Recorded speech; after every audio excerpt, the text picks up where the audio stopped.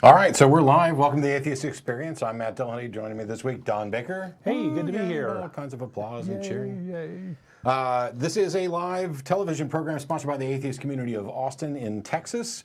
And we're live every Sunday from 4:30 Central till about 6 or so. We may run a little over because we're no longer under the constraints of public access about what we can say or what we can do. And we talk about what people believe and why. Don has got a topic that we're going to talk about, but a couple of announcements to get out of the way. Pride Festival went really well. I think I was over there for several hours in the afternoon. I know that They did a recap of that last week. Yeah, I wasn't here last week, so and this week they also built ramps. I saw awesome. Anthony Magnabosco and Phil It's talking about the ramp building makes a project. big difference. It's a lot of little stuff, and it's it matters not just in the sense. You could just say, I'm sure there are cynical people out there who would say, oh, well, the only reason you're doing this is so that people will think that you're better than you are. Well, okay. That might be the case for some people. I have no problem with people being having their altruism ultimately stem from something selfish. On the other hand, people actually did good things for people. There were actual benefits to it. That should be celebrated. I'm happy if people do the right thing for really bad reasons. Which I'm not convinced that that's a really bad reason. But if people do the right thing for really bad reasons, I'm okay with that because the right thing got done. Right. Yeah. Right. If somebody wants to come over and fix my car because it's not broken, but if they did because it would ingratiate me to them, fine. I still got a fixed car. Well, a lot of people do charity because it makes them feel good. And okay, well, is that selfish? Yeah, I think that's the kind of selfish that's just fine. I do lots of things that make me feel good, including helping other people. I don't know what all is coming up, but I do know that we've changed where we go to dinner after the show, and they will get the address up at the bottom of the screen. It's Star of India right there, 2900 West Anderson Lane. And Good stuff. Good buffet there. I know there was something else that I really needed or wanted to say, but I can't remember it. And it was, who knows, it could have been a rant. It could have been about how I'm not standing up for the pledge or the national anthem or any of that crap anymore. Want to talk about 9/11? Yeah, so it's 9/11, which in the United States is a fairly significant date because of what happened 15 years ago. I still remember at the time, I believe I was still a Christian, or at least I was in this was around the time frame of me finding my way out, so I might have not been one at the time that 9/11 occurred, but it definitely wasn't much long after 9/11 that I no longer believed. And I remember one of my roommates came in and woke me up and said, you need to turn on the TV and watch what's going on. And it was right after the first plane had hit and they were starting the coverage. And I have this memory, which is probably a false memory, of actually seeing the second plane hit. And as I go back and I review things... well, they've certainly been on TV about 1 billion times. Yeah, I think it may be the case that he didn't wake me up until after the second one. But because I sat there for like 3 days, I was unemployed at the time, and did nothing but watch TV. Well, yeah, and there were a lot of people just in awe of the whole thing. But it's... it's significant, and we're 15 years on, and we could spend months talking about the positive and negative fallout from this incident. The encroachment on individual freedoms, the constant attacks on Muslims as if all of Islam is one thing that we can lump into a bucket. And, don't get me wrong, I absolutely despise Islam and probably despise it even more than some other religions I despise, but that doesn't mean that I view all Muslims as necessarily problematic or in the same way. Well, the thing that really freaked me out about the whole thing was afterwards the rush to embrace Christianity and God bless America and all this God this and God that, and it was just kind of creepy. I guess the church attendance went way up right after that, and has since dropped off. And has since dropped off, as if religion has an answer here. Religion was the problem, not the answer. Yeah. Maybe people figure that out. I don't know, but. There's a great quote, science flies you to the moon, but religion flies you into buildings, from Vic Stinger, who had been a guest on our show years ago before he died. Yeah, actually, we did a show in my old apartment in that tiny little one room where we did the ghetto. We did the nonprofits episode with him there, and it was great. Vic is sorely missed. One-off interview show with him at one point too, so it's in our archives. Anyway, today, if we're ready, go for it. I don't have a failure topic, although it is I think at its core of failure.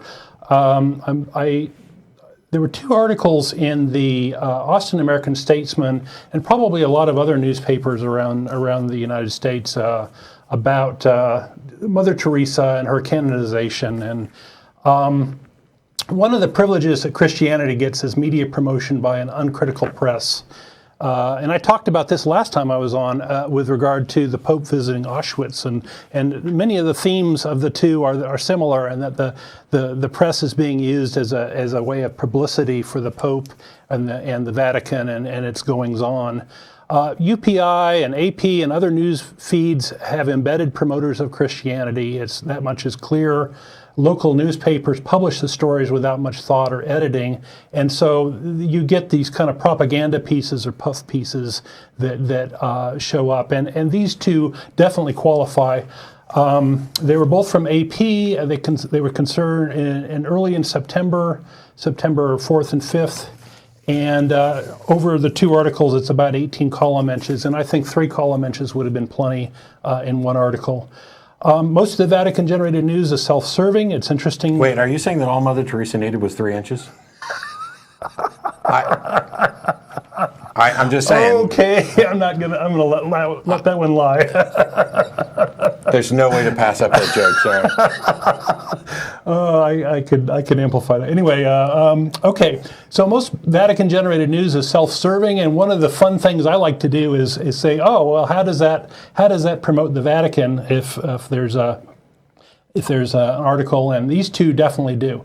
So let's talk about facts about the article first. The first article is from the Statesman, page A4, September 4th, titled "The Pope Calls for Mercy on the Eve of Sainthood for Mother Teresa."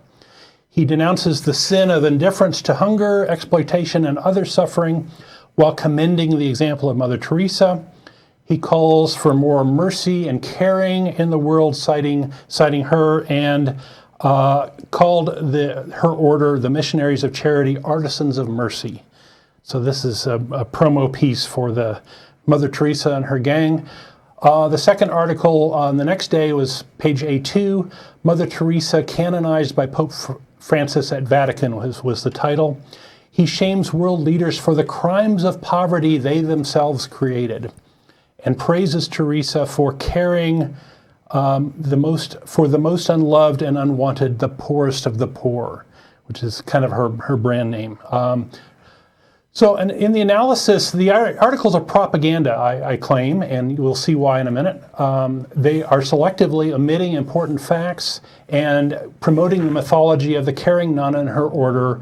And even in our popular culture, Mother Teresa is synonymous with unselfish caring and for the poor and such. And you actually hear that phrase used. In earlier shows, I talked about the miracles attributed to her, and they were, I insist that they were ginned up to solidify her brand. The Catholic Church is promoting the Mother Teresa as part of a brand of Christianity, and if a saint is a brand, then that does it. The Pope knows that the Catholics reading these articles have drank the Kool-Aid on Teresa, and they're not going to be very critical on it. The Catholic Church has embedded propagandists, and these local outlets are too lazy to check the articles, but I'll tell you what the secret story is. And this is all free brand promotion, much like how Donald Trump has used the media for his advertising over the campaign. So much of my material today comes from a book called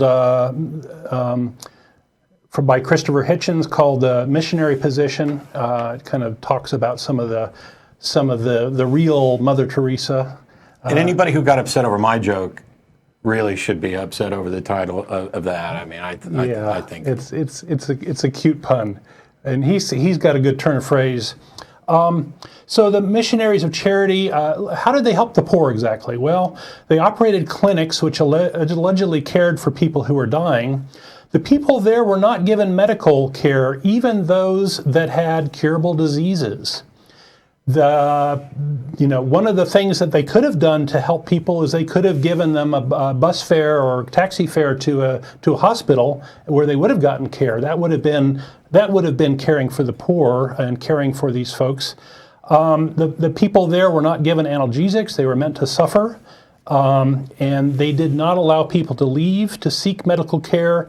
They were often made to go out into the slums to beg for food. They were not given food stale. They were given the stale bread and these things. And the whole idea of misery and decrepitude were attributes that Mother Teresa promoted.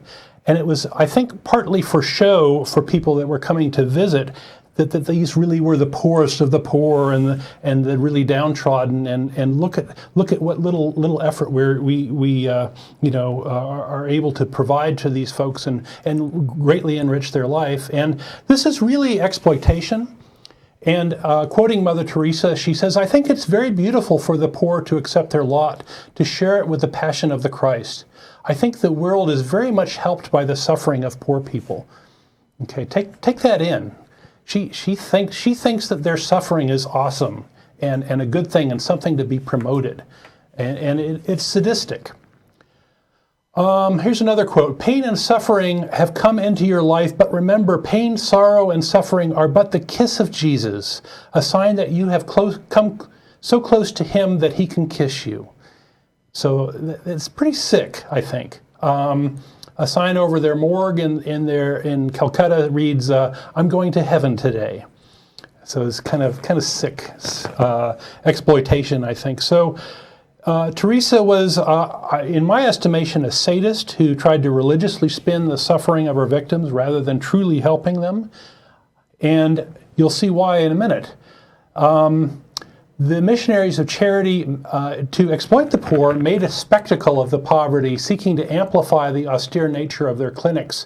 They removed furniture and carpet. They forced patients into stretchers and gurneys and dense configurations, and they didn't even have chairs to sit in. They used primitive equipment by untrained people. In one clinic, they turned off the heat in order to, make it seem like it was a downtrodden place. I don't know. While Teresa herself, when she got sick, she didn't go to these clinics. She went to Europe. She flew in her little $1 sari and went to get some good care in Europe. So that says a lot.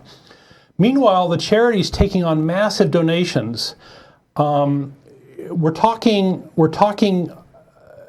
at least hundreds of millions of dollars, possibly billions of dollars, if you count all of the bank accounts. So they've got money squirreled away.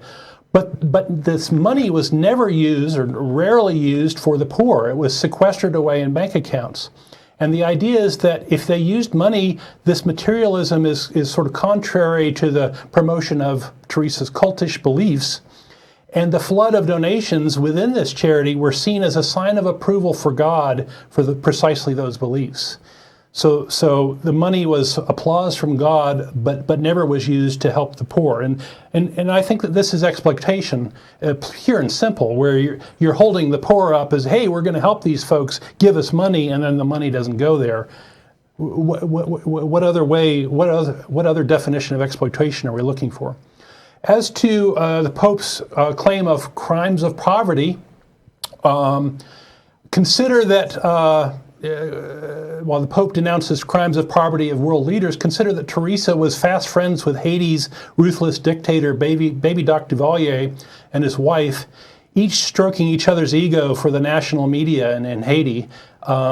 She actually endorsed them, even though they were leaders who exploited the poor and who built their country out of millions, hundreds of millions of dollars, and fled to seek exile outside when their gig was up. Teresa was early on the scene in the Union Carbide Bhopal disaster, killing thousands of poor there, 22,000, 3,000 folks. She preached forgive, forgive, forgive long before any blame had been laid. And in effect to try to interfere with the justice that should have come to those people. But the main thing that Mother Teresa did with her money was to manufacture poverty, in my opinion. Much of the money she spent went to sabotage family planning, contraceptives, and abortion within India. And Teresa said herself, God always provides. He provides for the flowers and the birds, for everything in the world that he has created. And those little children are his life. There can never be enough. And this whole idea of God will provide is just pisses me off, because you never see any of the religious people making this claim use their own money to provide, to actually do the providing and allow God to reimburse them. No, they don't believe that crap. Right? This is just a cynical way of saying, oh, God wants you to be poor and God wants you to suffer, and I'm going to orchestrate that.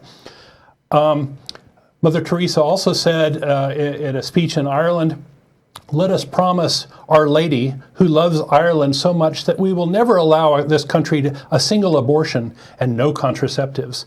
And she just fundamentally didn't get the connection between poverty and overpopulation.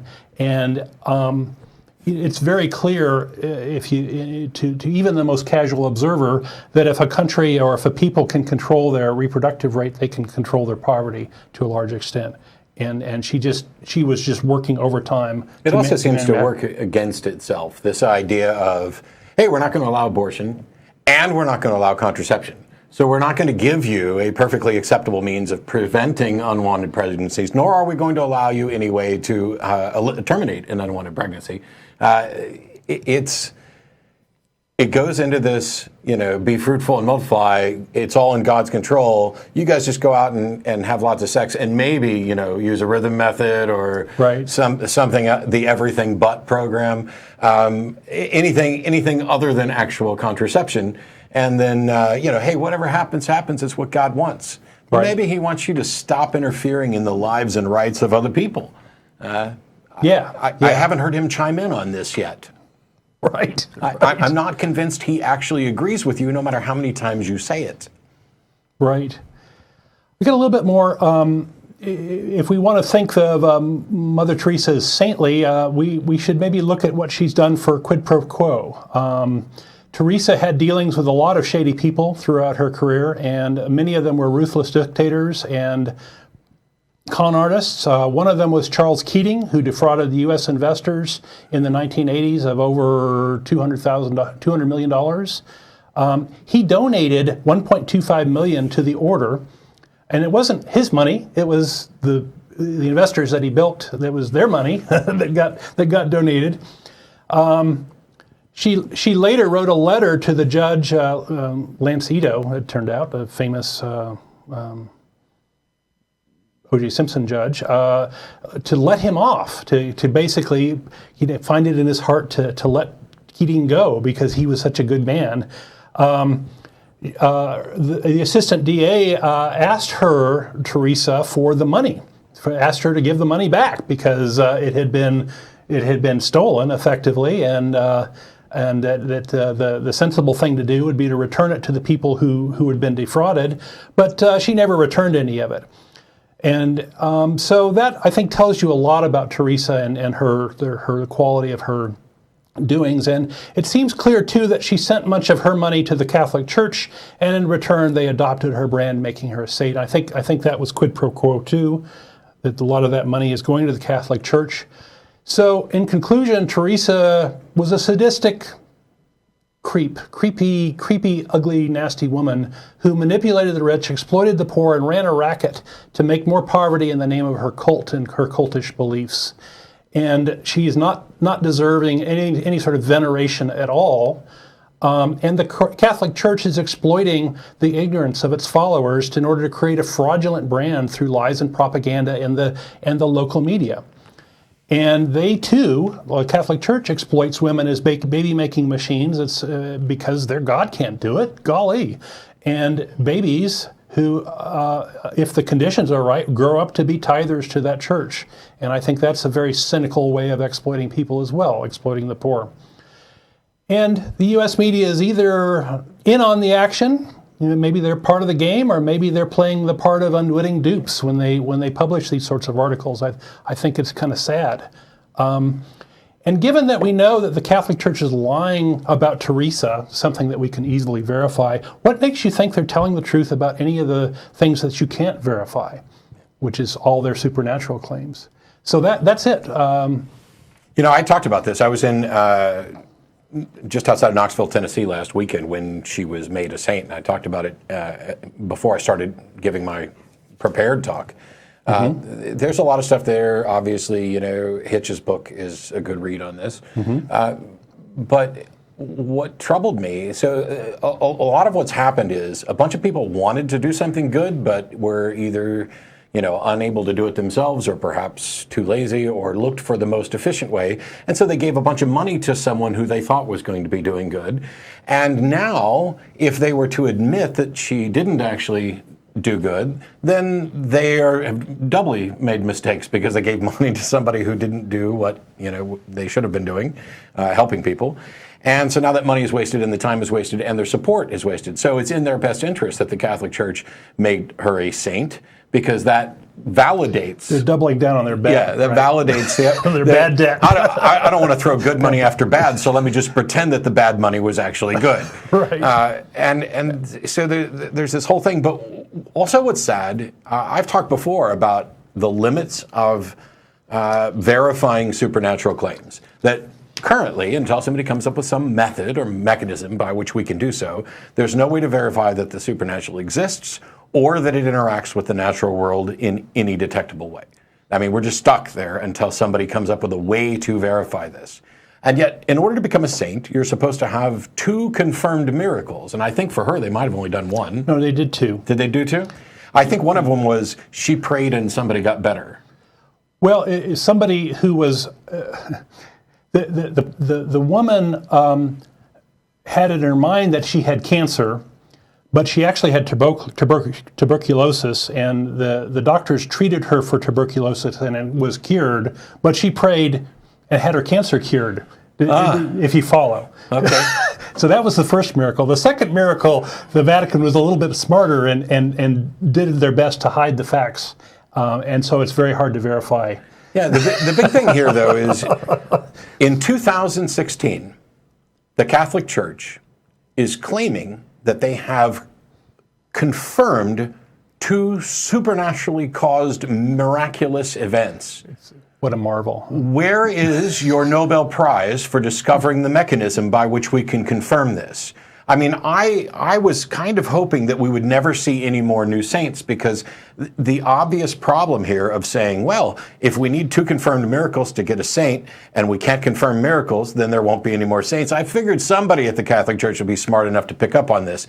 But instead, they don't seem to care. And when you're talking about the media, it's low quality crap. They don't seem to care as well. Everybody wants to just feel good. Here's this woman who dedicated her life to torture. I mean, not torturing, to helping people, and that's what they want to believe. Right. And so it's in everybody's best interest, who is deluded about the facts, to make her a saint.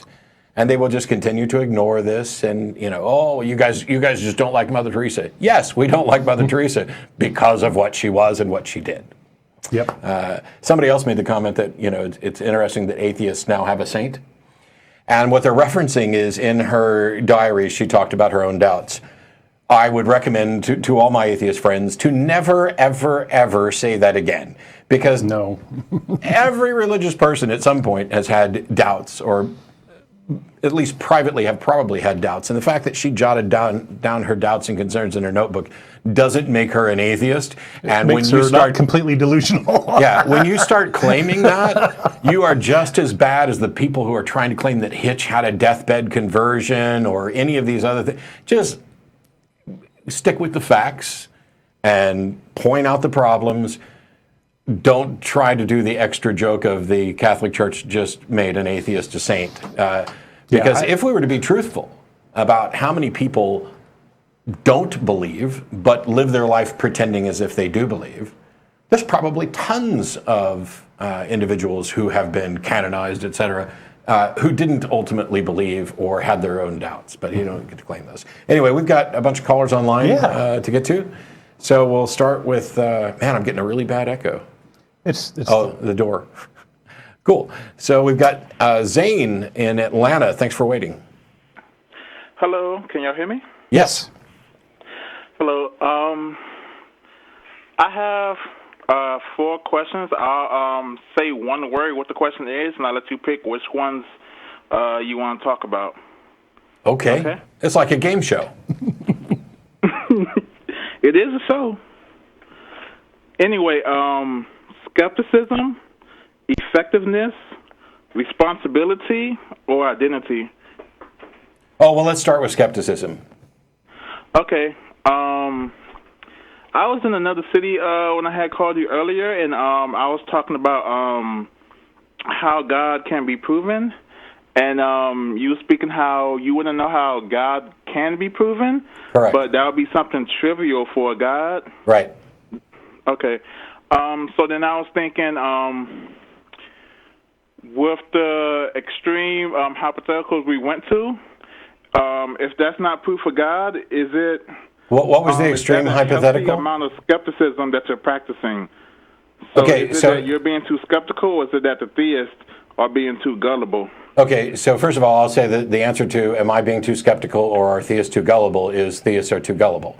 I'm not convinced that there's any such thing as too skeptical. Skepticism properly applied is not the same as cynicism, and it's not the same as, it has nothing to do with just denying everything and turning it up. It's about asking questions and establishing good standards of evidence. Now, you mentioned that there was a hypothetical over-the-top scenario that we came up with last time? Yes. Okay. Do you remember what it was? We had talked about, really I didn't say, really I had meant to say if, describe what God had looked like. So I was going to say if a Middle Eastern Morgan Freeman appeared in front of you and he could do every single miracle you can name, would that be proof that God exists? Have you ever been to Las Vegas? Have you ever watched one of the magic shows in Las Vegas? I mean, they do some awesome stuff, and does that mean they're their God or what? So no, I mean, you could go up to any one of them and say, okay, grow this limb back, and none of them are going to be able to do it. So to stick with your example, I love Morgan Freeman, so I'm happy that he's the one who's appearing in God form or the guise of God. And if I start naming miracles and he just seemingly does them, would that be sufficient evidence to believe that Morgan Freeman is God? Well, I don't know, but it would certainly be sufficient evidence to justify that Morgan Freeman can seemingly do almost anything I ask him to do. Now, whether or not that makes him God is kind of a secondary question. But if he stood here and did all these things and said, I'm God, I'd say, okay, I certainly believe that you can do those things. You've clearly demonstrated this, and if God's the label you want to go by, I could perhaps see where it would fit, but I don't know what exactly that gets me. But here's the big thing. Let's assume that we were both in agreement that that would be really, really good, like almost incontrovertible evidence that Morgan Freeman is God. Or that God appears to look like Morgan Freeman in order to make me more comfortable with him. That never, ever, ever, ever happens, and nothing remotely like it ever happens. Nothing even close to anything remotely like it ever happens. And it's funny because when we have these conversations and we ask for evidence and we ask for examples and we talk about what sort of thing would convince you, and we give these outlandish examples, even if I'm willing to concede that, yes, that would be sufficient, it doesn't change the reality of what we have right now, which is Morgan Freeman has not demonstrated any powers and neither has anybody else. And that makes me just wonder, for the people who do believe, what convinced them? That's the reason why we ask, what do you believe and why do you believe it? And when we assess the why behind that, that's the important part. That's where we get to determine, okay, am I being cynical? I won't say too skeptical, but am I being just cynical or contrarian? Or are the believers too gullible? Do they have lower standards of evidence? And without fail, every believer I've ever spoken to, including myself when I was a believer and other members of my family, when you finally get them to the point where they explain why they believe, it is always insufficient. It is always rooted in a fallacy, dependent upon faith. Or they are brought up that way. May I interrupt? Yeah, go ahead. Why do you believe? The point of the question wasn't really to really say there has been proof. It's just trying to think of what would be good proof, because we have plenty of examples which we will call not good enough. Yeah. So let's just get to what is good enough, and then can we scale it back? Can it be something less extreme, and that will still be proof?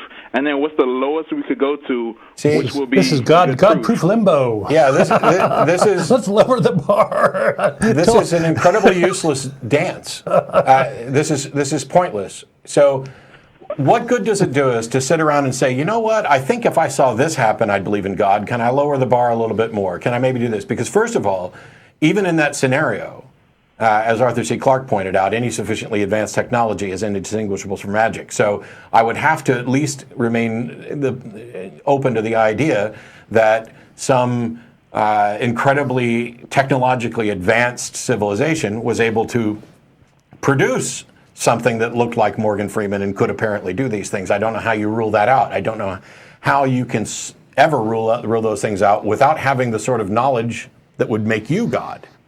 But when if you start with that stuff and start lowering the bar down, let's just say that this was a good method, that we were starting with Morgan Freeman does whatever the hell I tell him to, which would be awesome, and we start lowering it down until we find out what the minimum is. What if that is my minimum? No, that would just be it. Like, can God be proven to you? Because there's a lot of Christians that say, atheists, they have the proof, but they just don't see it. Yeah, but here's the thing. But it's kind of like, well, what is the question you just proof? The question you just If there's asked. no acceptable proof, well, then you're kind of like being a solipsist, which you have hung up on before on the show. People saying they can't be sure of anything. No, that's not what solipsism is, but we'll set that aside for now. Here's the thing. When you say, can God be proven to you? That's not my problem. If there is a God, that God should be capable of demonstrating its own existence. It should be easy. And yet it doesn't happen. Yeah, and if Christians supposedly have this evidence, or if atheists are denying it, use the call to tell us what we're missing. Please. Yeah, what is it we're not seeing? Know. Yeah. What is it that you think should convince us that there's a God, and yet we remain unconvinced? Give us your best evidence. I think with the first call I had on the show is that my best evidence wouldn't be evidence that's useful to another person. My own personal experience would be useless to you. Absolutely. I mean, we're in complete agreement there. So let's set aside your personal experience for a moment. Is there anything else? Not really, and that's kind of why I think I'm different from most theists, is that absent of your own personal experience that lets you know God is real, you shouldn't expect for another person to think God is real. And also where I had looked up in the Bible where it says, the fool said in his heart, there is no God. And you know with the language that if you say a person says within their heart, they believe it to be true. So it's not that they're denying, they really don't think there's a God. So you, hang on. Do you know the rest of that verse? Psalm 14:1. You can go. Yeah, the fool has said in his heart, there is no God. You know what the rest of that verse says? No. They are corrupt. They can do no good thing. Do you believe that I can do no good thing? You can do good things. Cool. So you disagree with half of that verse. How can you disagree with half of a verse in a Bible and point to the other half truth. as if it's true? Oh, I was actually trying to help out atheists when they say they don't believe in God, and then atheists will say, no, you do believe, you're just lying to me. Okay. I was actually trying to use that to help out, saying, no, bullshit. It's unbiblical to say that atheists don't exist, that they're just all liars. Yeah, Because in the Bible it say atheists do exist. Yeah, it also That's all I says was it using also that says verse that we for. are corrupt, evil beings who can't do anything good. Is that, I mean, and you don't believe that. So this is the problem: is that you're referencing something in part by picking and choosing the thing. And I appreciate the fact that you're using that verse to counter theists who say this. But what we had said was, you believe based on your personal experience, and you don't think that there's anything other than personal experience that would convince or should convince somebody. Well, I just haven't found something other than personal experience that is worthy enough for me to walk up to another person and tell them God is real. So I'm not trying to be found it. mean here, but I want to make a point that it's like you've come to some conclusion and you lack the ability to sort of convince other people of it, but you want other people to lower their standards so that you can feel justified in your belief. I don't want you to lower your standards. I just want to find out what your standards are. Well, so we don't believe because we haven't seen sufficient evidence. That's where our so stance I'm is. gonna agree with you on the fact that your personal experience is of no use to me. But I have a kind of a follow-up question there. Why is it that you think your personal experience is good enough to convince you that a God exists?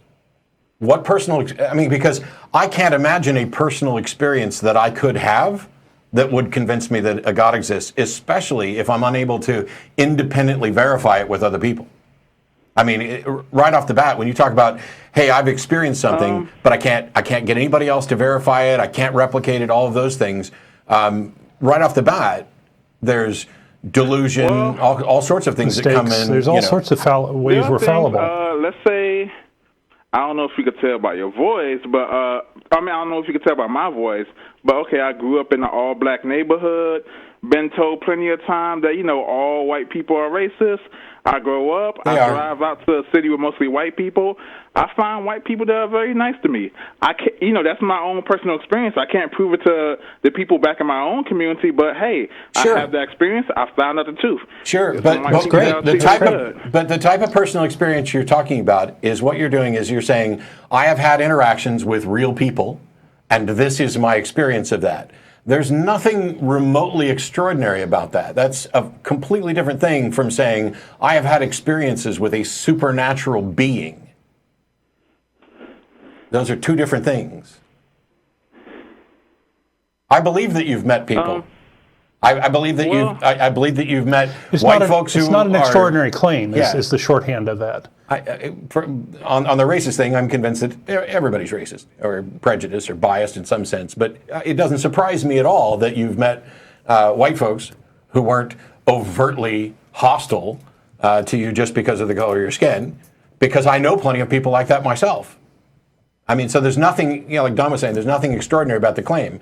When you then say that you have personal experience that convinces you there's a God, now we're in a completely different ballpark.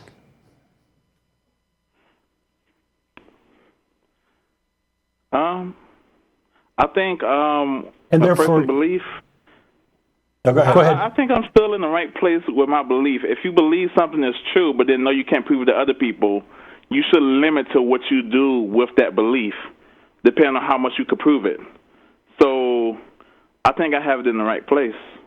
Well, I agree with you that Hume said that you apportion your confidence level to the evidence, and if you are convinced that you have a justification, but it's not good enough for anybody else, then that changes the way you interact, and I can appreciate that.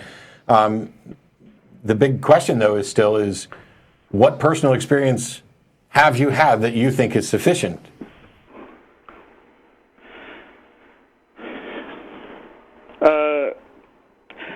I think that'll be a question that will be getting us off topic, because I think it'll be pointless for me to divulge that story to you, and then for you to be. Well, it may not be convincing to us, but we're kind of wondering why it's convincing to you. So it's a different. We're sort of changing the question a bit here.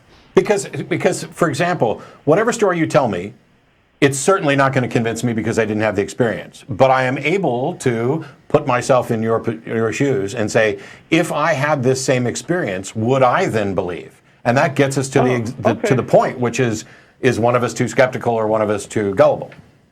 Okay, I see your point now. Basically, I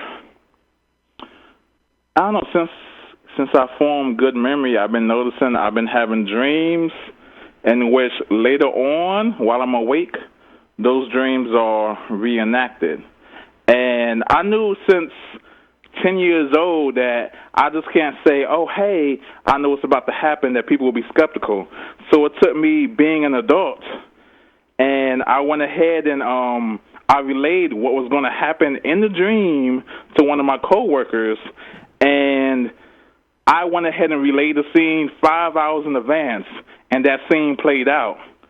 So I'm kind of left in the position where either that coworker is a figment of my imagination, or this dream really did play out, to be specific. It was something that was, what do you say, not privy to interpretation. It was exact. I said that we was going to have a problem at work today, and that problem would be solved right at this specific hour. Did you specify the problem? No, I specified the time that the problem would be fixed. Okay, so basically, all right, let me run down this and see if this is fair. You have dreams about the future. Yes. And they seem to be coming true. Yes. Okay. And one of those dreams, which you relayed to a coworker, is we're going to have a problem at work today and we're going to solve it at 3:45. Okay. Something like that. Yes. And then on that day you had a problem and it was solved about 3:45. No, it was right on the dot, like right when we was able to go ahead and open up. Okay. So let me just down to the minute. Let me just start with the easy part here. And that is, let's assume that everything that you just said is completely accurate. Okay. So what we have here is a case where you can dream about things that are going to happen in the future, and you're accurate. And I'll just say, for the sake of argument, you're 100% accurate. How does that prove? How does that prove, or even imply a God in any way? It actually doesn't. Okay. It's what made me go ahead and think that the world is not as mundane as I hear a lot of people say it is. Since these extraordinary things happen, the world can't be so mundane. Like, I'm having these dreams, and finally, after so many years, I got another person to verify it. And it's not something privy to interpretation. I got it right down to the minute. Right, but I understand. But first of all, we had asked about why you believe that there's a God, and then you gave us a story, and then you acknowledged that that story doesn't in any way indicate a God or the likelihood of a God or anything along those lines. So that story is not really relevant to this. The second thing is, if you can actually do what you think you can do, then I would call up James Randi. Well, you can't actually call up James Randi anymore because he's retired, and the JREF is not actually doing the $1 million challenge. But I would think that if you could keep a dream diary, so every night when you have one of these dreams, write it down in as much specific detail as you can, and immediately seal it, put a stamp on it, and send it to somebody who, send it to me. And then when the event comes true, you know what's going to happen, so you should be able to record it or get a bunch of other people involved. And once we have a record of you've been sending me your predictions and they've come true, I can then take that to people who would be more than happy to test this to see if in fact you can do what you do. Because I can tell you this, I could right now write down a prediction that is very specific, seal it in an envelope, mail it to you, and it would absolutely come true. And there's nothing supernatural about it. Now, I realize that what I'm talking about isn't the same as, I had a dream and it came true. But we have to, you have to look at this and you have to investigate it in the right way. So if you think you're having dreams that allow you to predict the future, then why haven't you submitted that for testing? Why wouldn't that be something wonderful and useful to the world? Because I think ultimately it's like how you're looking at X-Men and you look at the mutant powers. I think that would be kind of like a lame power. A lame like, power. Oh, these certain So hang on. No.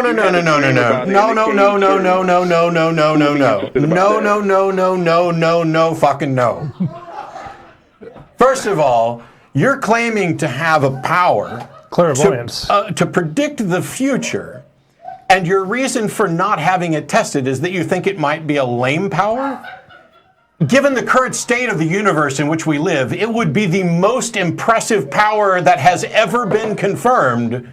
That would be like, like one of the weaker superheroes, like, I don't know, Aquaman, saying, I can breathe underwater, but I don't want it to get tested. I can talk to the animals, but I don't want to get tested, because it would be a weak-ass superpower. We can agree with him that it's weak in comparison to everybody else that he runs with. But if there's somebody out there right now on Earth who can breathe water and talk to animals and they're not getting tested, holy crap, they're awesome. Aquaman is only awesome in the real world, not in the fictional world. Matt, if you're telling me that you could do the same exact thing without any supernatural, but then you're also trying to laugh about me when I say it would be lame. What Matt's saying is that I'm a magician. I can make it appear that I can do what you claim that you're doing for real. Okay, so if you could do it as well, how would it be so spectacular that I'm doing it? Because I'm doing it by trickery, and you're claiming that you're getting dreams that predict the future. And that's why we need more testing. And that's why you test it, to figure out which one of us is the bullshit con artist, the magician, and which one of us is actually Aquaman. But in any case, we went through all this, and your superpower, you acknowledge, doesn't in any way confirm a god. So I don't know how it was remotely an answer to the question. Okay. I mean, I would never actually, kill anybody, but as a figure of speech, I'd kill to have that crappy power that you think you have. That'd be awesome. So do you think we're being too skeptical here about the God claim? I don't think we are.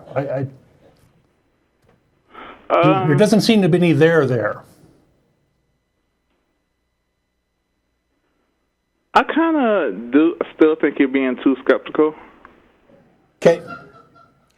I tell you what, we got a lot of callers waiting, and I didn't even give Don much time to talk. So that's fine. We can move on, though. The address for the Atheist Community of Austin is at the bottom of the webpage. It's 1507 West Koenig Lane, Austin, Texas, and the zip code's down there as well. You can just mail me your dreams, and I think it's amazing how, at the same time, if I say it's lame and that you could do it as well, that's laughable. No, what I'm saying is that I could mimic the type of thing that you're claiming that you're doing. I can't do it. I can't have a dream that actually predicts the future. Or at least it's never happened. But I could stand on stage with a prediction of something that's going to happen later in the show and tell people that it was a dream. And if they didn't know, I'm talking about stagecraft. Yeah, the outside observer looking at the two of us. We both walk up and say we had a dream and make a prediction, and they both come true. And to the outside observer, they look exactly the same. We need to have a way to tell the difference between what I can do and what you can do, and that's why it's imperative to, get yourself tested. I feel like you just forced a joke upon me, forced me into making me a joke because you hold one way how it is amazing and it's not amazing at the same time. No, I'm not claiming, I'm not making you a joke. I don't believe that what you're stating is accurate. But I'm willing to believe if you actually provide evidence for it. People ask me, hey, what would convince you that a God exists? I don't know. But Zane, I don't know what would convince me a God exists. But I know exactly what would convince me that you have this power you claim. And that is for you to consistently produce, here's what's going to happen that is out of your control. This event's going to happen somewhere, and then it happens. For you to consistently do that, you would convince me. It's easy. Yeah, there's a process there that's pretty straightforward. If I kept getting a phone call every morning from somebody saying, hey, I had a dream about you last night, and in 2 hours, you're going to get the wrong change at the drive-through window, and they're going to give you 15 cents too much, and 2 hours later I'm at the drive-through window and it's 15 cents too much, that's kind of impressive. Or how about predicting earthquakes or something useful, Well, predicting earthquakes, by the way, came up last weekend when I was Yeah. in Tennessee, because I'm going to go and let you go, Zane, because we're going to get to other callers, but I'm going to get my earthquake story out. Appreciate it. Thank you. All right, goodbye. So there was an earthquake in Oklahoma, but it was felt in Kansas City and other places, and some of my friends in Kansas City were like, oh my gosh, there's an earthquake. And because that's unusual, even though one of the biggest earthquakes in United States history happened in Missouri. But the thing is, this shows how bad we are at assessing things. Because if you go to the U.S. government's website that tracks earthquakes, you will see they happen all the time. By the time somebody had reported, feeling something in Kansas City, not only had there been an earthquake out at 5.3 or so just outside Oklahoma City, but there was another one in Oklahoma. There was one more over in Nevada. And this was like 9 o'clock in the morning. I mean, this had already been going on. There were 30, 40 earthquakes.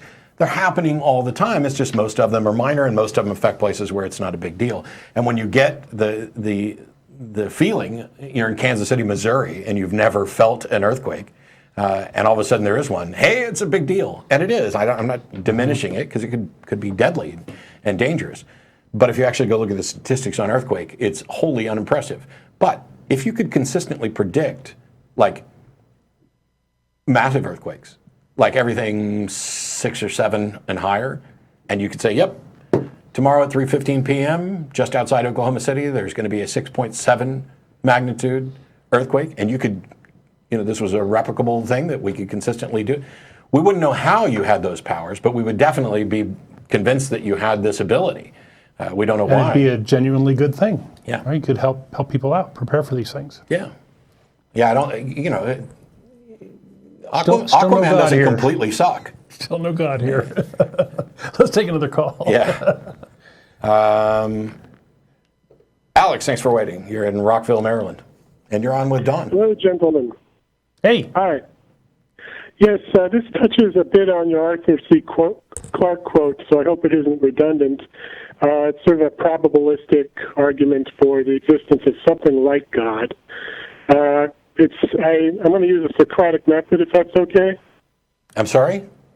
I'm going to use the Socratic method, if that's okay. Sure. He wants to prove God using a probabilistic argument. Yeah, I don't know how you could prove Right. God using... Okay, the first question is, do you think it's likely that there is intelligent life outside of our planet somewhere in the universe or multiverse? Yes. I'm not sure. Okay, well, let's just say for the sake of argument that it is likely that there is intelligent life. Hang on. If you're going to make a case for something and you want to use the Socratic method, and your process depends on getting a yes answer, and my answer is I don't know, how do you just keep going? Well, I gave him a yes. All right, we'll go with Don. We'll go with Don's yes for now. I'm too easy. Go ahead. Okay, well, to answer your question before I go with Don's yes, I'm sort of piggybacking off of something called the Drake equation. We're familiar with it. I'm very familiar with it, and I have some objections to it. We consider it a weak argument. But I think that the Drake equation demonstrates a foundation under which you can evaluate the probability that there may be other intelligent life in the universe. But that's a separate thing from having good reason to believe that it is the case. For example, if I sit here and I roll a die, well, I know the probability is, if it's a 6-sided die, I know the probability is 1 in 6 that I'm going to roll a 6. And so if you ask me, do I believe that it's going to come up a 6, my answer is going to be no. I'm not convinced that it's going to come up a 6. But if you ask me, do you think that there's a 1 in 6 chance that it'll come up a 6, I'm going to say yes. And so it's all about how you ask the question. And the existence of God is not some sort of stochastic random event. It's not like a die roll. It's either true or false, and you really can't get at it from probabilities. I think that using probabilities to talk about God is really a misapplication of probability. But we'll let you try anyway. I was going to say something like God, but obviously... Whoa, wait a minute. Something like God. What's God like? I'm going to get there when What's God like? I haven't gotten to that point yet. Okay. I haven't gotten to that point yet. Well, I hope you will, because if you're playing games with the destination here, you Might just claim you're there already. Yeah, I don't know how We're godlike. We do all sorts of miraculous things. I don't know We how exist. you can. I don't know how you can say you haven't gotten there yet, because that would, to me, seem to be like An assumption or a definition. Hey, we need this definition. Well, okay, I'll go through the three questions really quickly on Okay. the assumption that you agree with all of them, just for the sake of argument. Is that okay? Well, Yeah. Go sure, ahead. that's Go ahead. completely fair. Well, Okay. I think the audience was curious what you're coming up Yeah, with. I want to hear them, so we'll Okay, just the pretend second- I've said yes. Okay, the second question is, do you think it's likely that there are civilizations or beings that are more advanced than we are somewhere in the universe or multiverse? Let's pretend I said yes. Yes, and the third question is, do you think it's likely that there are beings or a being that is so far in advance of ourselves that makes us look like viruses or bacteria by comparison? No. And it has powers which are incomprehensible to us in our current state, and powers and qualities which are incomprehensible to us. No. Okay. Well, see, if you were to have answered yes to each of those questions, then you arrive at something which, I mean, It's still not God. Even if I said yes to all of them, it's still not God. Well, then it comes down to how do you define God? And I would argue, which is where we get to something like that. So, And I so would the argue- so the God of classical theism is not in any way bound by space and time, and highly advanced civilizations within our physical universe would be. Well, unless they had figured out a way not to be bound by space and time. Okay, yeah, well then. Sure. and you know what? If they were bound by space and time and they figured out a way to escape that, they're still not God, because God was never bound by space and time. According to the traditional definition of God, that's true, but I would argue that the definition of God evolves. I mean, basically, it's evolved Clearly. in our history in the sense that the God that a lot of people worship now is not the renovated Canaanite sky god that Sure. the Hebrews worship. So- I would So you're argue arguing that it's a concept. it's an evolving concept, yes. Okay. Okay, so We're on the same page then. okay, well then you guys enjoy this entire page, because this to me, this entire line of argument to me is the biggest time-wasting thing I could imagine when it comes to trying to prove a God. Because essentially, hey, there's been billions of people who have believed in the God of classical theism, or a God that would fit under the bill of classical theism, or some other God like that. And now, because we can't demonstrate the truth of this and we can't confirm the supernatural, now we want to say, well, it's possible and perhaps likely that there might be other life in the universe, and it's possible that some of that might be intelligent. It's possible that some of that might be advanced intelligence, and maybe they've even found a way to become gods. Well, okay, if we're going to talk about the probability of things, we can do probabilities about things that we know. How many stars there are? What's the rate that stars are being they're coming into existence? How many planets are they likely to have? What's the likelihood that a planet's going to be able to sustain life for some time? What is the limits on a civilization's advancement? You know, what's the likelihood that they're going to completely terminate themselves or end through some other natural disaster? Well, now we've entered not only the realm of science fiction and by the way, we're ignoring things that Sean Carroll would call the known unknowns, but you can dig into that on your own. But now we're actually going a step beyond the science fiction and saying, you know what?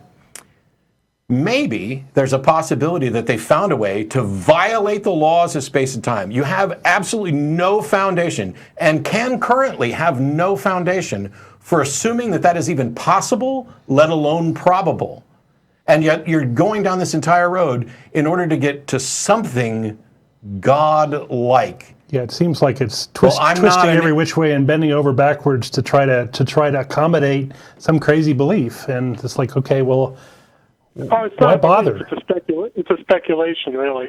Yeah, I am not interested in speculation. I'm interested in what's actually real and what can be demonstrated. I couldn't give a rat's ass about Bayesian analysis that seems to demonstrate that a God exists, or probabilistic arguments that talk about advanced alien technologies and capabilities that might be God-like. It's a complete waste of my time.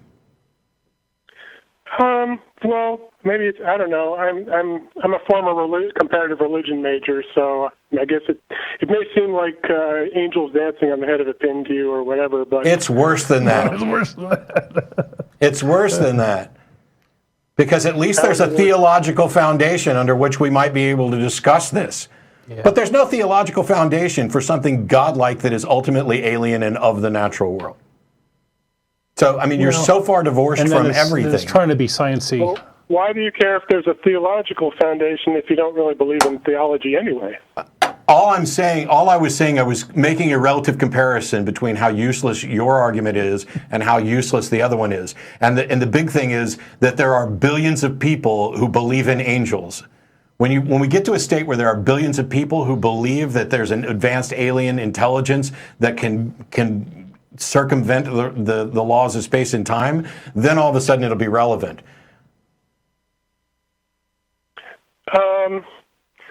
Well, I mean, basically you're saying, I think one of the things you're saying is that we can't demonstrate any of the probabilities, so there's no solid foundation to any of this. Well, we can demonstrate some of the probabilities. We can't demonstrate all of them. And there are some that are clearly not demonstrable, which is the objection. But we're on the way to being, I mean, basically if we can demonstrate some of the probabilities of there being, say, life in the rest of our universe at all, that's a step in the same direction. Maybe we can't demonstrate the probabilities of, say, intelligent life or life as intelligent as us. Well, no, I'm talking about can't demonstrate the probability of being able to violate the laws of space and time. Yeah, the God claims are that God is transcendent and outside of space and time and, you know, created the universe and all these other claims, and we're not getting anywhere near there. See, I kind of think that, okay, when we're talking about violating the laws of space and time, we have a certain perception of space and time, and we have a certain perception of those laws of space and time, and perhaps our perception of those laws are far more limited than such an advanced being would have. The time to embrace those things is when we have evidence for it, not based on speculation.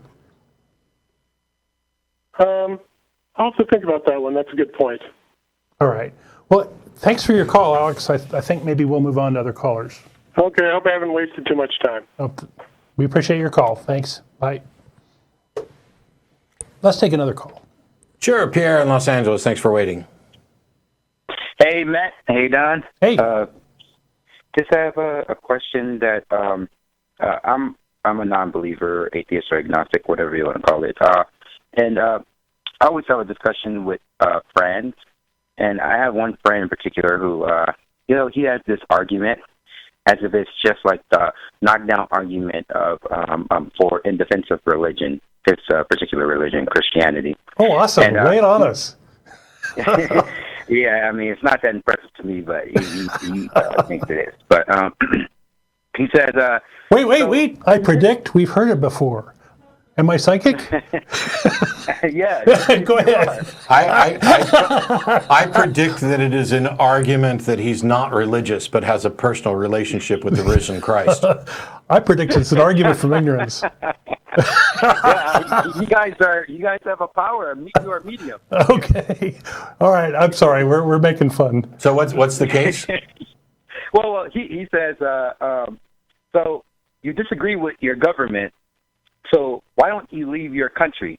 And that's the argument he's using in defense of his religion. The reason why you should not abandon religion, because he said if you disagree with it, you shouldn't abandon it the way that you not abandon your country when you disagree with it. Can religions be rehabilitated? I'm not so sure. Yeah, and that's the bigger point here is that he don't. I'm trying to understand that. I'm trying to get him to understand that. So first of all, there are plenty of scenarios where when people sufficiently disagree with the government that is running their country, they do leave, and sometimes they leave to save their own life. It's the reason why we're trying to get atheist bloggers out of places like Bangladesh, where they're being murdered for not believing what the state dictates they must believe. why I don't leave the United States merely because I disagree with the government is because the government isn't one thing. The government is a collection of people, human beings, who are elected. It's a participatory process. I can be, and actually was at one point, part of the government. So you don't get to just write it off as a monolithic thing. But the fact that people are violating the rights of others doesn't mean that we just give up and move on. It means we point this out, we correct the errors, we expose what's going on, and we keep pointing back to the Constitution. And when the Constitution's wrong, we get to amend that too. But what he's arguing is, oh, well, I disagree with some aspects of my religion, but that doesn't mean I should throw it out. And I agree, because there's over 1,000 denominations that all identify as Christian, for example. They disagree on all sorts of things. The reason to continue identifying as a Christian is because you agree with some significant collection of those positions. So telling me that him telling me or you telling me on his behalf that there are things about his religion that he doesn't agree with is irrelevant. I want to know what he does agree with and why. That's the important thing. I would like to know what he doesn't agree with as well. And I think once he starts making a list of what he does and doesn't agree with, you're going to find even more contradictions than if he had just, said, "Oh, I'm a Christian." Yeah. Well, the thing is, he don't even like to be called religious. Period. Like we'll have a discussion, and I'll say, "Okay, you're a religious person." She says, "No." Nailed it. It's on the call screener's notes. Oh, you cheated. I didn't have a dream about this call. It's on the call screener notes. You're too honest. But that's exactly how I would fake having a dream about this. So he doesn't like being called religious. Okay, now we're having a discussion about what label somebody's going to adopt for their own. Yes. And that's a separate issue. I mean, would I love it if everybody who fit my particular definition of atheist actually used a label? Sure. Would I love it if everybody agreed on how to use that label or use the agnostic label or whatever? Sure, I'd love that. But at the end of the day, apart from sowing confusion by saying, like if I walked into the show today and said, I'm a Christian again, but I don't believe in anything supernatural, and I don't believe there's a God, and I don't believe nobody is going to look at me and say, okay, I have no grounds for claiming that I'm a Christian. And so I am misusing the label. But if there were a number of people who identified as atheist Christians, who threw all that out, kind of used the Thomas Jefferson, let me pick out the bits of what Jesus supposedly said that I like, then I'd be a new denomination of Christian. Unfortunately, I don't agree with that much that Jesus actually said, so I can't even do that. So what's he getting at? I mean, whether or not he likes to be called religious is irrelevant. It's like I might not like being called bald, but if the hat fits. And actually, I don't mind if somebody calls me bald. Even before I started, shaving my head, I don't mind that. Go up, you baldy. But what good does it do? Yeah, go up, thou bald head. Yeah. What good does it do for me to come in here and say, if somebody says, "Hey, Matt's bald"? No, I don't like being called bald. I am just follicle you come deficient. Across as delusional and paranoid at that point. I mean, you're basically, you're divorcing yourself from reality for no good reason. I actually had a pastor come to my door and claim that he was not promoting religion. And it's like, okay, well, golly, you're not having a religion. And does your church get a tax exemption for religion? Yeah. And are you willing to give that money back?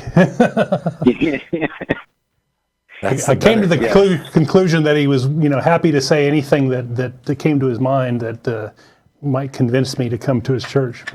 But yeah, if you're just going to argue about labels, don't. I mean, just say, okay, you don't like to be called religious. I'm more interested in what you actually believe and why you believe it than what you want to call it. I think what people call it is important only in the sense that it's like words don't have intrinsic meaning, they have usages. And they're only tools. And so the only way for us to communicate is if the words I use and the words you use line up, at least mostly. I mean, you're not going to get 100% agreement, and there's going to be jargon and shortcuts But if by Coke Zero I mean this, and you mean unicorn poop, we got a problem when we're talking about this. You can't have a productive conversation. And at some point, it sounds like it becomes dishonest at some point. Anyway. But yeah, we talked all over that. I don't know if you had anything else other than that, but No, yeah, that was basically it, because I felt that it was very important to apply a label to it, because we'll talk in circles unless we establish labels, and I'm trying to clarify things. Yeah, they're shortcuts. And it's easier to do that opposed to just calling him what he wants to be called. That's the whole purpose of language and the whole purpose of labeling things. But labels also get in the way on occasion, and when people want to deny a label, then as cumbersome as it is, you have to invent a new label. Call it kerfluffleboo. And say, let's define kerfuffleblue as your package of beliefs about the supernatural, or whatever you're trying to avoid putting the religious label on it. And then we'll put all this together, and then when we're talking about it, we'll use that label so that we don't have to always say, okay, when you say that you believe in blah, blah, blah, blah, blah, blah, blah, blah, blah, blah, what exactly is your reason for believing that? We can just say kerfuffleblue. Well, and I think that maybe what is motivating this person is, I think nearly everybody has their own version of their own religion that they really believe. And while they may go to a Methodist church or a Baptist church or whatever, it's like they're not completely in line with those beliefs. They have their own little things that they believe, and maybe he's just sort of admitting to that hey, there are these other beliefs out there. And at the end of the day, I think everybody has their own beliefs. There's as many Christianities as there are people calling themselves Christian, and that makes it a bit difficult for us to argue against, because there's no set belief, there's no set thing that you're fighting against here. It's like trying to box ghosts or something, because it's all different for each person. Yeah. So that's why we have over the years, and Matt's really been a big advocate of what do you believe and why, and focusing on that rather than assuming anything about that. And he may be trying to dodge the whole the baggage that comes along with religion and such. So that may be what's going on there. It's also why I don't talk about what's a true Christian, what's a true Muslim, what's a true Scientologist, what's a true Zoroastrian. I don't make those claims, because I think that the adherents are the ones that get to define and argue amongst themselves, which is great. That's right. We'll eat some popcorn while we're watching. Right? When they sort it out, then the winner can call in and tell us what a true Muslim is. Well, call us when you figure that out. I want to try and get to some more calls, but the best advice I can give you is, okay, if he's gonna just kind of dance around with labels, throw the labels out the window and get to the meat of it. Be pedantic and do definitions. Take care. All right, for sure. Thank you. So we're trying to get some more calls before the show's over. We got about 17 minutes or so left before we're going to bolt and go to Star of India, which they're going to put up on the bottom of the screen there with the address and everything else. It's open to any atheist or atheist-friendly person in the Austin area who wants to come down, and some of the folks involved behind the scenes that actually make the show happen. Because the real heroes of the show. Especially are in that room. Especially on the tech front as things get better. Yes. And I know that some of them have also been working with nonprofits and making improvements to audio quality. So hopefully we're getting there. I love the fact that since we put the phone system in and got the audio stuff set up, my enjoyment of the show has dramatically increased, because as a listener, and just sitting here doing it, there's few things more frustrating, apart from me interrupting you when you want to talk. That's fine. Than having a bad call where nobody can hear each other. And fussing about technical stuff doesn't make good TV. So glad that seems to be Let's take another mostly call. over. We got Brittney in Farmville, Virginia. Thanks for waiting. Hi. So I am a master's student, and I'm studying mental health counseling. Great. So we've had to do a paper about advocacy for certain client groups, and I've decided to do Atheist because I have recently kind of transitioned over to atheism and all the stuff that goes with Oh, that. good, because the alternative is that you thought we were mentally ill. Exactly.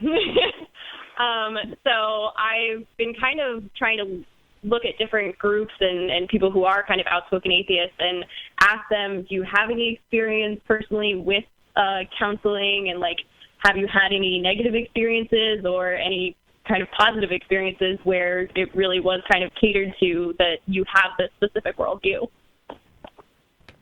You know, Tracy is probably the best person to ask this question of. She's done a lot of shows and a lot of research into, you know, religion during counseling. I don't know if that's quite what you're getting at.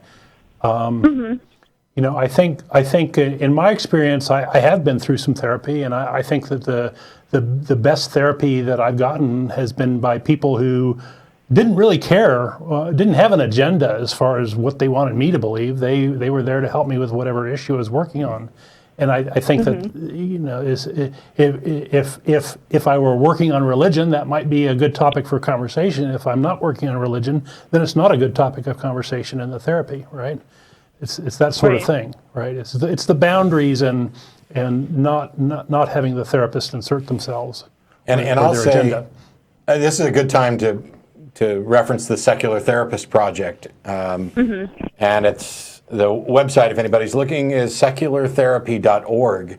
And the purpose of it is there were a number of non-believers who, you know, ended up needing to speak to somebody for any number of reasons, whether it was, you know, marriage counselor, depression, various mental illnesses, who knows what the issues were. And what they would end up with is a religious counselor or therapist who would advise them, you know, in some cases, oh, well, what's missing in your life is, you know, a relationship with God sort of thing.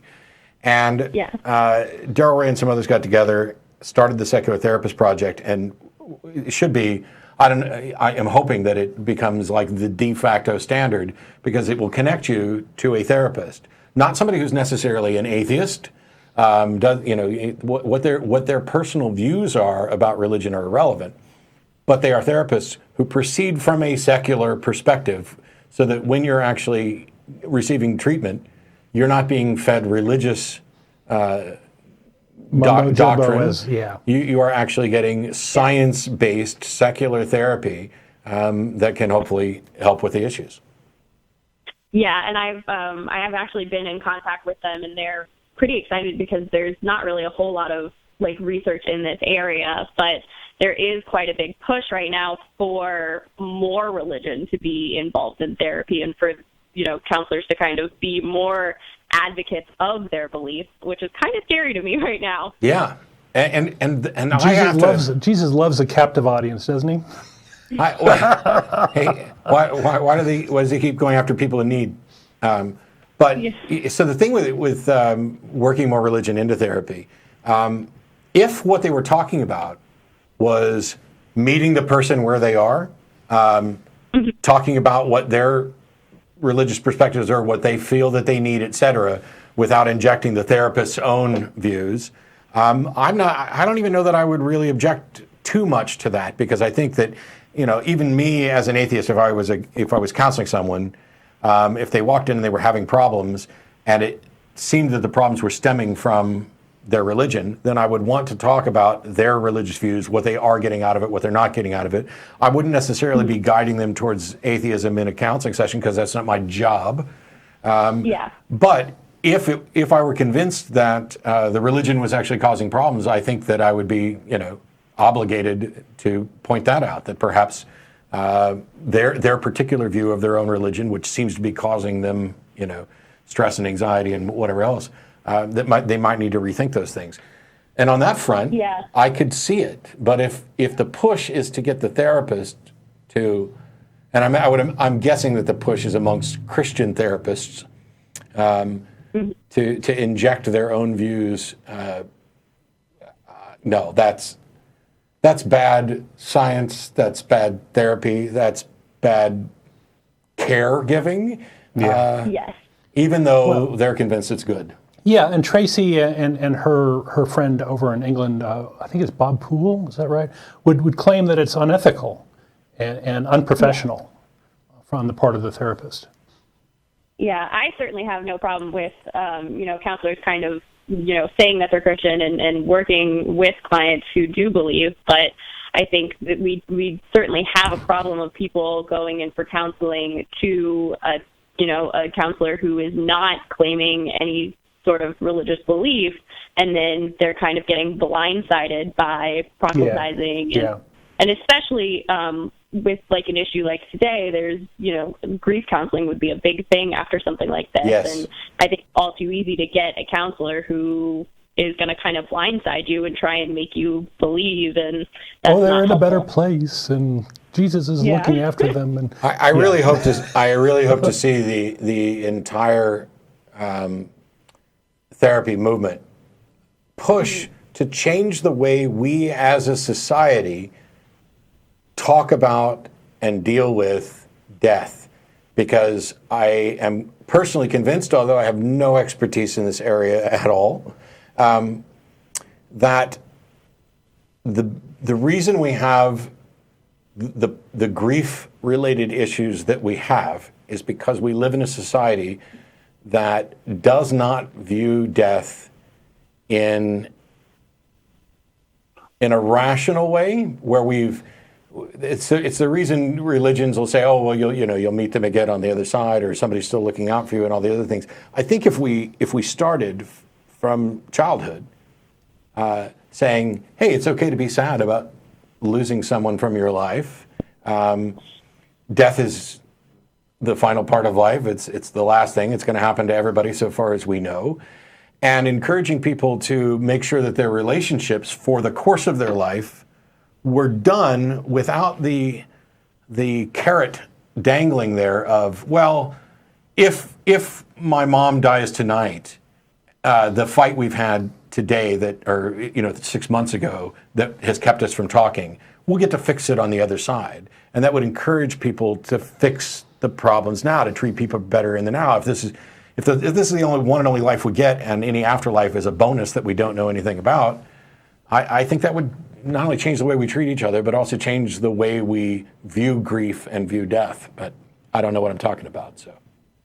Yeah, no, I think that's definitely a good point. I mean, I saw a counselor who was working with a young boy, and his mom had died, and she was like, "Oh, he's just mad at God."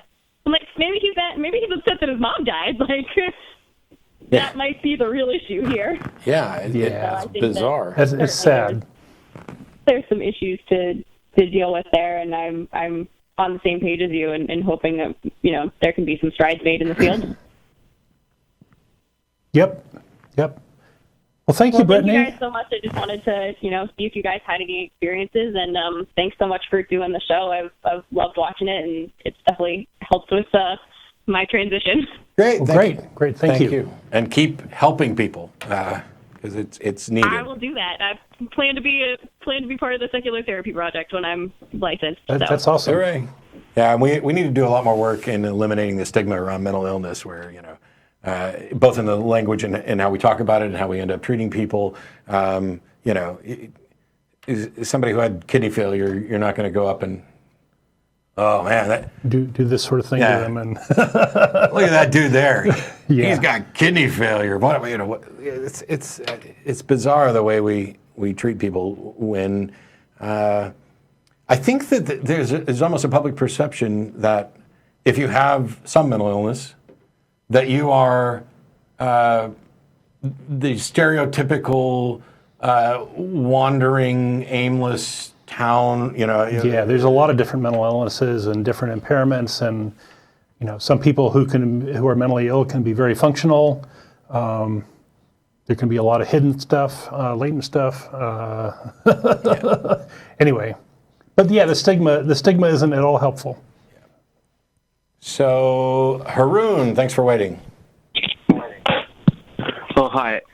I'm calling from Australia.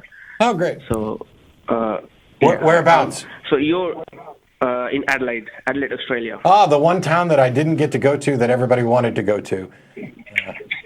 We did Yes. Sydney, Brisbane, Melbourne, and Perth, And the people in Adelaide were like, why didn't you come here? We have more churches than anywhere. Yeah, that's right. So I listen to your videos. So I think you guys believe that. Obviously, you believe in evolution as being factful. So I just wanted to know, like, because how you believe that the Earth was created billions of years ago. Well, I don't believe it was right? created, but go ahead. Well, it came into form billions of years ago. Yeah. The Earth is, what, 4.5 billion years old, roughly? Yeah, so, like, how can someone observe that? Well, there wasn't someone who observed it. It is the evidence from that we assess. So in much the same way that I didn't observe my grandmother being born, but I believe she was born, and I believe she was born roughly in the year that she tells me. She might be a little bit off. So, But you guys believe billions... But your question seems to be, how does science come to this conclusion? Well, there's all sorts of different lines of evidence, right? We can date rocks based on radiometric dating, and there's all sorts of independent ways of confirming that. There is for evolution. There's things like DNA. There's things like the fossil evidence. There's things like the geographic, how evolution appears in islands and these sorts of things, and gives us little laboratories for how things work. And all of these things independently point to the same answer. And so the evidence adds up, and it's very strong for these sorts of things.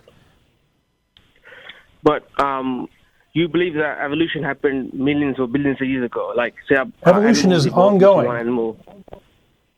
As soon as there was life, there was evolution. Yeah. But isn't this like the normal belief that like one creature evolved from another creature millions of years ago? If you have, and yesterday. Yes, and yesterday. Do you have kids? Yes. Okay. Do they look exactly like you? Are they clones of you? Well, they're not clones, but they have similar features. Similar features. So they have some features that are the same and some features that are different, right? So they're different. That's right, yes. Over time, there can be lots of changes that occur over time, right?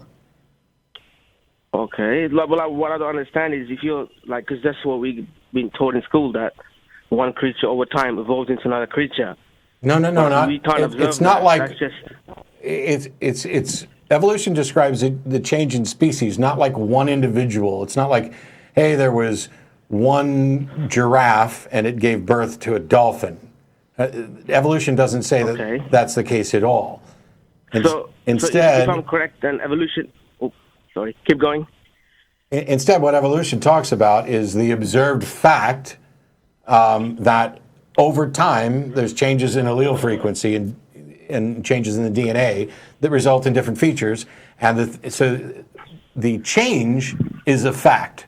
The theory of evolution by natural selection is the model that says that the driving force behind which ones survive and which ones don't survive is the natural order at the time and place that creature exists. And so what we end up with is not a ladder of this turned into this, but a tree where we are related to cousins on other branches. Like we are apes. Right. Human beings are apes. Yes. The common descent. The branching thing is a big part of it, because you can have species that branch off, and some of the descendants resemble the original species for millions of years, but some of the other descendants go off and look differently or have different evolutionary pressures, because of being in a different environment, these sorts of things. Yeah, like you've got a Chihuahua and a Great Dane, and they both are related to wolves, because wolves, or a wolf ancestor, is the ancestor to both wolves and Great Danes and Chihuahuas. Yep. Okay. Well, and they're still wolves. This will take forever to talk about, but can I just ask you, what is your opinion on the platypus? On the platypus? I'm not familiar with models that describe platypus evolution. And what does this have to do with that's what I'm atheism? saying. You know, our belief, our lack of belief in God if has you nothing just to do let with me finish. evolution. Well, I thought because you have such a strong belief in evolution, I thought because you don't believe in a God, I thought it started. No, from, evolution is a big evolution. threat to theism, because if evolution is true, there was no Adam and Eve, there was no fall, and there's no reason for Jesus to exist. It's all just gory performance art. So evolution evolution is a big threat to Christianity, but it's neither here nor there for atheism. If we found out evolution was wrong, like if we found out today that everything in the model that we have for evolution turned out to be wrong, that still doesn't tell us anything about whether or not a God exists. But don't you think because a platypus is a mammal, bird, and a reptile, No, it's not. that at least proves that? Yes, it is. Is a platypus is a bird? No, it's not a bird. You are It is mistaken. It is I'm a sorry. duck-billed mammal. So not only do you not understand the basics of evolution, but you don't even understand the species that you called in as the gotcha. It's a duck-billed mammal. And duck-billed is a description that doesn't make it a bird. It's also a reptile. It's No. reptilian. Sorry. Yes, because the male has fangs. Okay. The male has poison. That's not the characteristic of reptiles. So you think that the definition of reptile? I'm saying- You think that the definition of reptile includes the male has fangs? So saber-toothed tigers are I'm saying- reptiles, I tell you guess. what. What you need to do is go to some of the many great websites that actually describe and teach evolution. Like there's one from Princeton as well. There's also one, Just a Theory. You can actually get biology books that go through and describe this. I bet if you Google platypus evolution, you will find a number of articles on people giving you actual detailed information. But the first thing you probably need to look up is this something called speciation, about one species turning into another, because if you don't understand what that is and how it works, then all the rest is just window dressing. Well, I have researched the platypus evolution. Like I did look it up on the internet, but I couldn't find any valid reason to believe that it evolved. You don't find any reason to believe that it's evolved. I don't know where it evolved from to what creature, because it's a mammal and a bird. Sure. So the thing here is, you just said you don't know. Cool. How would you find out? I'm saying I did my research and I couldn't prove that. So if you can tell me, Are you a biologist? Do you a biologist? Do you have any expertise? Do you have any expertise in biology at all? No, nothing. I'm just. So because you were unable to come up with an answer on an area where you have no expertise, your conclusion is it isn't evolved and therefore God? No. That's not what I'm saying. I'm saying is I did a bit of research and I couldn't find any evidence. So I'm just asking you, do you have any evidence? Why are you calling an atheist show to ask about evidence for platypus evolution instead of talking to fucking biologists? That's okay.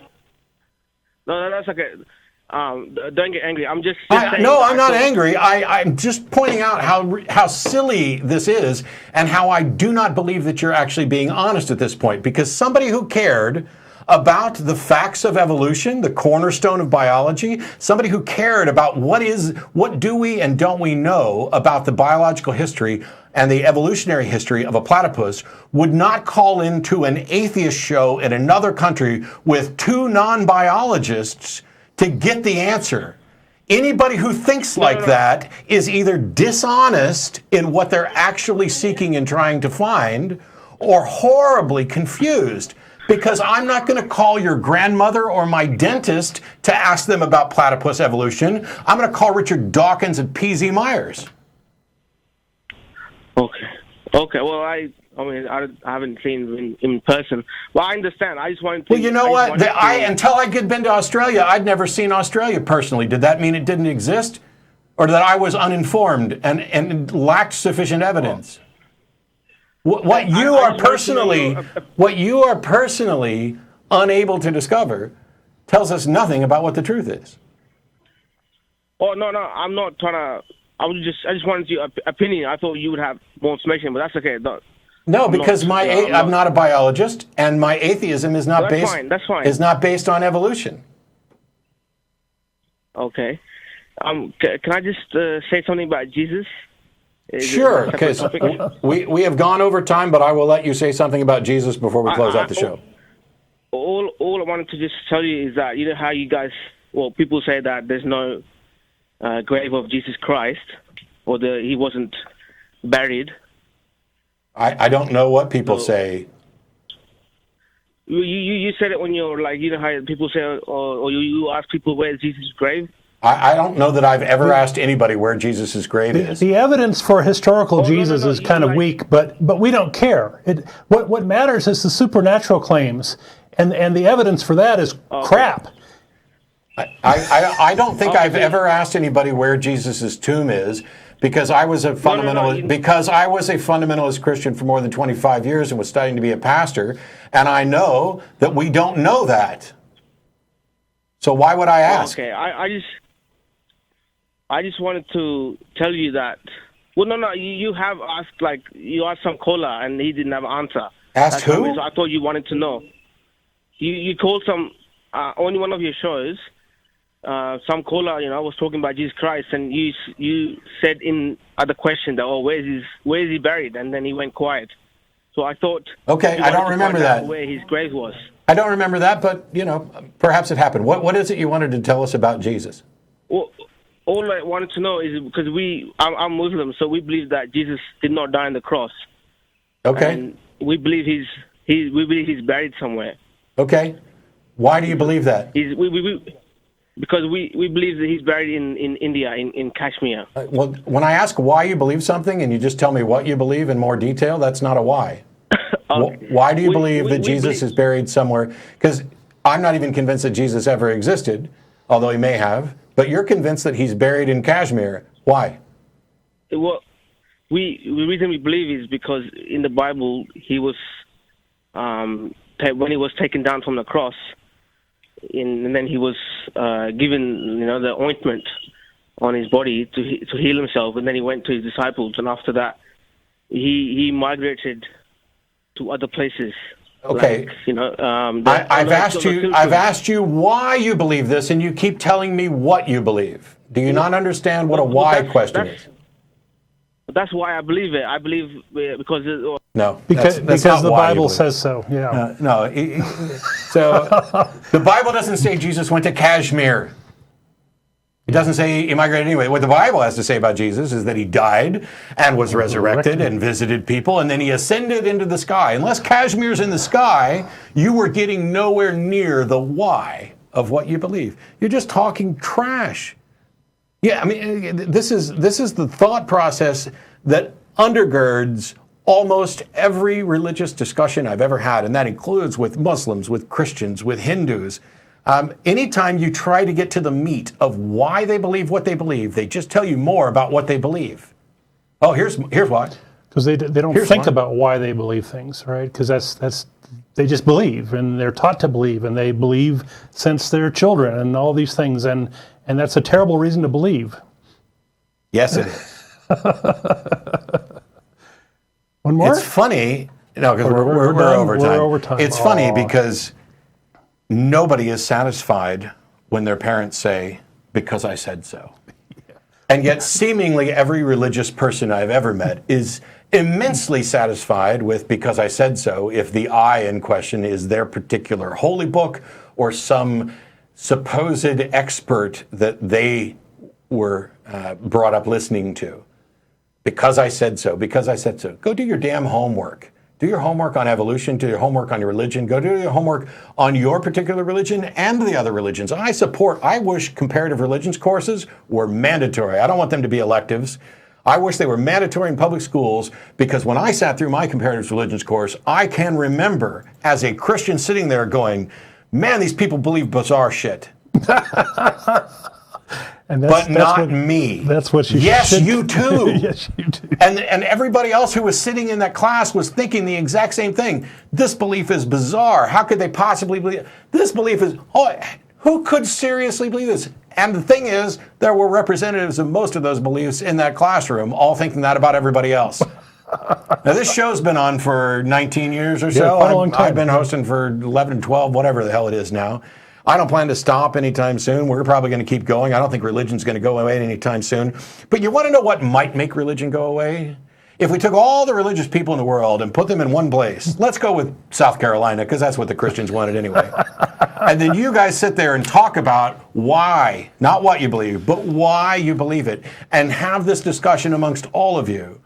As people walk out of South Carolina, I predict, without a dream, they're going to be non-believers.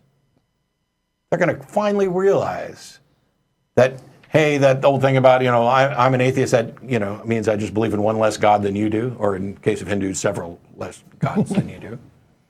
But as soon as you realize, and there's another old quote, when you realize why you don't accept the religions you reject, you'll understand why I reject yours as well.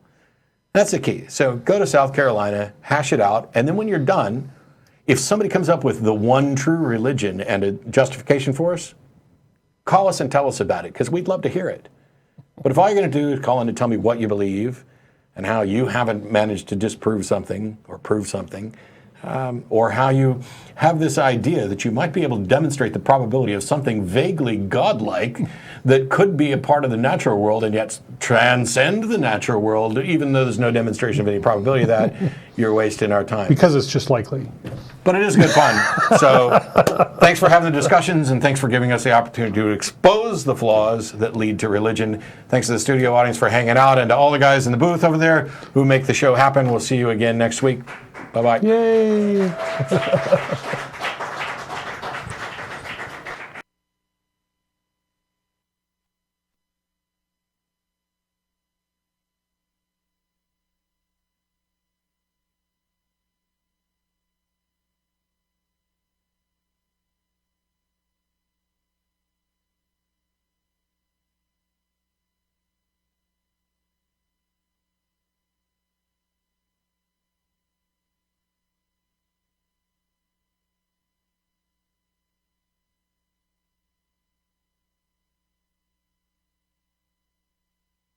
Hi, this is Russell Glasser, host of The Atheist Experience.